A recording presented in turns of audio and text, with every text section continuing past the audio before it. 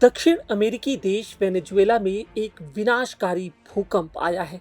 1 minute के ही अंदर में आए 7.1 और 7.5 तीव्रता के भूकंप ने वेनेजुएला में भीषण तबाही मचा दी है। इन भूकंप से कई इमारतों और मकानों के ढह जाने की खबर है। इसमें 32 लोगों की मौत की और 700 लोगों के घायल होने की खबर है। राहत और बचाव का कार्य भी युद्ध स्तर पर जारी है। दरअसल में बुधवार को वेनेजुएला की राजधानी के पश्चिम में भूकंप के तगड़े झटके महसूस किए गए। इससे काराकस में इमारतें गिर गईं और लोग मलबे में दब गए। मौसम वैज्ञानिकों ने चेतावनी दी है कि इस दक्षिण अमेरिकी देश में भारी जानमाल का नुकसान हो सकता है। यूएस जियोलॉजिकल सर्वे यानी कि यूएसजीएस के अनुसार काराकस से लगभग 160 किलोमीटर यानी कि 100 मील पश्चिम में 7.2 तीव्रता का भूकंप आया और 1 मिनट के अंदर ही दोबारा 7.5 तीव्रता का दूसरा झटका महसूस हुआ। शुरुआती अनुमान के मुताबिक मरने वालों की संख्या 10,000 से 1 लाख के बीच हो सकती है। इसी बीच वेनेजुएला की कार्यवाहक राष्ट्रपति डेल्सी रोड्रिगेज ने बुधवार को देश भर में आए विनाशकारी भूकंप के बाद इमरजेंसी का ऐलान किया है।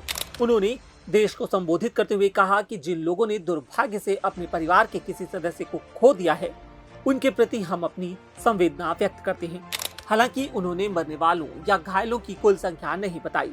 CNN के मुताबिक भूकंप के बाद गिरी हुई इमारतों और क्षतिग्रस्त ढांचों के नीचे फंसे लोगों को खोज कर निकालने के लिए इमरजेंसी रिस्पांस टीमें तैनात की गई हैं।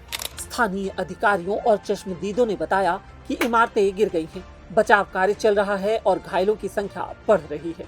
गृह मंत्री डियोस्टाडो कैबेलो ने सरकारी टीवी पर कहा, कई इमारतें और घर ढह गए हैं और हम सुरक्षा और नागरिक सहायता के लिए उपलब्ध हर चीज का इस्तेमाल करके स्थिति को संभाल रहे हैं। वहीं दूसरी ओर भूकंप के बाद मदद के लिए अमेरिका भी आगे आया है। अमेरिकी deputy secretary of state Christopher Landau ने एक्स पर कहा, हम वेनेजुएला के अधिकारियों के संपर्क में हैं और मदद जुटा रहे हैं।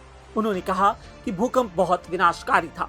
काराकस में अमेरिकी दूतावास ने कहा कि वह भूकंप के बाद की स्थिति पर बारीकी से नजर रख रहा है और देश के नागरिकों से सुरक्षित आश्रय लेने और क्षतिग्रस्त इलाकों से दूर रहने की अपील की है।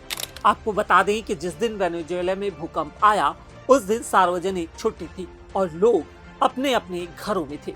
इसी दिन 1821 में स्पेन से वेनेजुएला को आजादी मिली थी, जिसके कारण इस दिन सार्वजनिक छुट्टी रहती है।